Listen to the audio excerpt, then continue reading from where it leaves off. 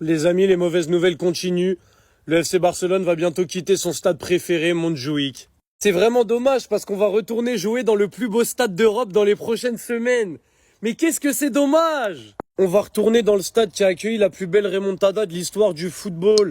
Non mais y en a marre quoi, on n'en veut pas du Camp Nou. On va retourner dans le stade qui a accueilli un des buts les plus mythiques de l'histoire de la Ligue des Champions, celui de Sergio Roberto. Mais on n'en veut pas du Camp Nou, ce stade n'a pas d'histoire. Les amis, enfin une bonne nouvelle, enfin on retrouve le plus beau stade d'Europe. Le Camp Nou va réouvrir ses portes le 7 novembre prochain pour un entraînement ouvert au public. Il y aura 23 000 spectateurs qui pourront y assister. Moi, au bout d'un moment, je croyais que c'était un mirage, le Camp Nou. Je croyais que Joan Laporta, il en avait fait un parc aquatique. Mais non. Non, le Camp Nou va réouvrir. Regardez juste la beauté du stade. C'est là-dedans qu'on va accueillir nos adversaires. Mais en fait, là, en ce moment, on est nul au football. Mais le stade va nous faire gagner des matchs. Là, tu mets une de ces pressions à l'adversaire, mais mon Dieu, ça, c'est pas Montjuïc. Je croyais que le FC Barcelone, ces derniers temps, était privé de bonnes nouvelles. Je me suis trompé. On a eu Yamal, on a eu Pedri, on a eu Rafinha qui revient plus tard que prévu, mais on a notre stade emblématique, le plus beau stade d'Europe, je le rappelle, qui va réouvrir. Et ça, les gars, c'est à ne pas négliger parce que ça va nous faire gagner de l'argent, ça va nous faire gagner des matchs, ça va nous faire gagner de la popularité encore une fois. Donc ça, les gars, ça c'est de la nouvelle. Ça c'est de la nouvelle. Ho ho ho! Pour Halloween, le Bendeker de Noël vous apporte des bonnes nouvelles enfin! Johan Garcia est très proche d'un retour. Il a participé aux 4 dernières séances sur la pelouse et pourrait revenir avant la trêve. Il pourrait revenir disputer le match face au Celta Vigo. La décision est entre les mains d'Hansi Flick, soit il revient contre Vigo, soit le club attend la trêve et il revient après la trêve. Personnellement, je suis d'avis qu'on le laisse se reposer comme il faut, il revient après la trêve. Reposé, remis à 100%. Et on repart sur de bonnes bases. Et bien sûr, je viens pas les mains vides. Le Barça envisagerait de recruter Eta et Young. Pour ceux qui suivent pas, il est en train de faire un sacré début de saison à Levante. On parlait déjà de lui à la fin du mercato. Ça parlait 5 millions, c'est passé à 30. L'attaquant camerounais dispose d'une clause libératoire fixée à 30 millions. Laporta et Deco le voient comme l'héritier de Robert Lewandowski. Alors je sais qu'il y en a beaucoup qui vont pas aimer. On veut Julian, etc. D'accord. On peut très certainement pas. Moi je dis faut laisser la chance au produit. Les stars, on a vu ce que ça donne dans plein de clubs, c'est pas toujours ce qu'il faut. Le transfert pourrait être finalisé en janvier prochain. Ça, j'achète. Voilà, moi je l'ai vu jouer, j'aime beaucoup. Encore des bonnes nouvelles. Lamine Yamal s'est entraîné avec le groupe et à pleine intensité aujourd'hui. Laissez-le se reposer, arrêtez de nous dire des à pleine intensité tous les 4 matins. Et Lewandowski et Dani Olmo se sont enfin entraînés avec le groupe. Rashford et De Jong ont également repris l'entraînement avec le groupe. Koubarsi est resté au gymnase mais s'entraînera normalement demain. Ça c'est des bonnes nouvelles dans la vie qui font du bien. Et pour finir, Hansi Flick a décidé de suivre une nouvelle procédure pour réduire et prévenir les blessures. Enfin, l'entraîneur a commencé à accorder des jours de repos individuels à certains joueurs qui se sentent excessivement fatigués. Et la réalité, c'est que ça se ressent tellement sur le terrain qu'ils sont cuits, ils sont cramés, ils sont carbo, afin d'adapter la charge physique à chaque joueur. Et ça, je pense que c'est une excellente nouvelle si c'est vrai. Et petit cadeau avant de vous laisser, le Barça a reçu une proposition pour disputer un match amical au Maroc. Alors, je sais pas réellement si c'est face à la sélection nationale ou à un club marocain. Cette offre est parvenue ces derniers jours au bureau du club, mais pour l'instant, il n'est pas sérieusement envisagé et Flick aura le dernier mot. Rien contre les Marocains ou quoi que ce soit, mais je pense qu'il faut qu'on commence à arrêter avec ces matchs au Pérou, au Maroc, peu importe où. On encaisse d'argent, il n'y a pas de problème. Le sportif rapporte plus que tous ces matchs extrasportifs.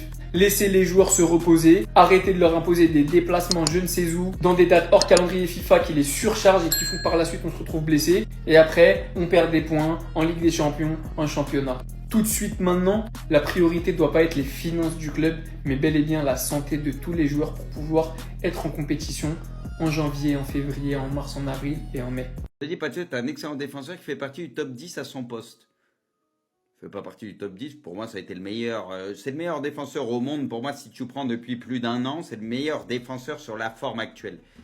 Mais devant Van Dijk et tout, pour moi, c'est le défenseur, si tu prends depuis 1 an à peu près, ce que tu veux, des matchs de plus haut niveau de ce qu'on a vu, pour moi, c'est le défenseur le plus impressionnant, je trouve, perso. À son poste, mais il a encore une marge de progression. Il faut voir le jour où il va prendre les rênes de cette équipe parisienne. Pour moi, il a déjà, je vais dire, aujourd'hui, hein, je pense que Pacho, les gars, il a déjà les rênes de la défense pour moi. Non, mais Pacho, c'est le présent, c'est le futur. Et Pacho, les gars, à partir du moment où on est unanime, on est beaucoup à dire que ça a été le défenseur le plus impressionnant central au monde la saison passée. Poto, au plus haut niveau, il n'y a plus grand chose à dire. Voilà, sur la dynamique actuelle, Pacho, c'est impressionnant. Le Camp Nou est prêt. L'hymne résonne, les gars. On est de retour. On est de retour à la maison. Couleurs pour un jour, couleurs pour toujours. On respecte l'hymne, les gars. On respecte l'hymne.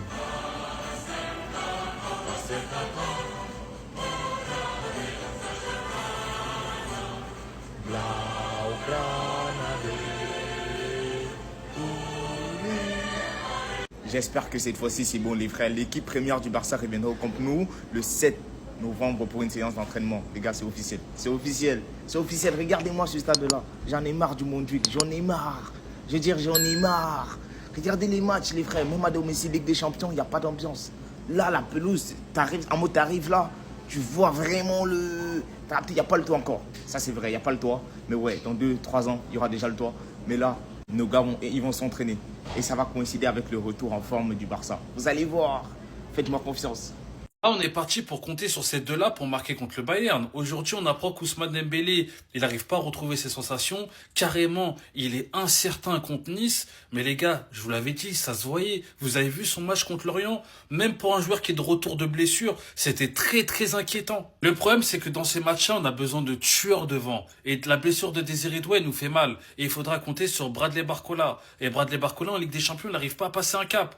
Depuis qu'il est là, ça fait 2 ans et demi. Il a marqué contre la Real Sociedad, contre Manchester City, et c'était de la réussite, et contre Stuttgart.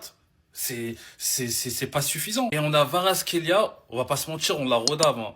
Il choisit ses matchs. En Ligue 1, il veut pas jouer, ou il joue à 50%, et en Ligue des Champions, il est extraordinaire. Mais le problème, c'est que, à force de faire ça, des fois, t'arrives pas à appuyer sur le bon ton pour switcher et pour te mettre au niveau de la Ligue des Champions. Pour moi, Mayoulou va être titulaire si Ousmane Dembélé est incertain contre Nice. Je le vois très très mal démarrer contre le Bayern. Et ça va être un sacré test pour Mayoulou qui a déjà réussi le premier test contre le Barça.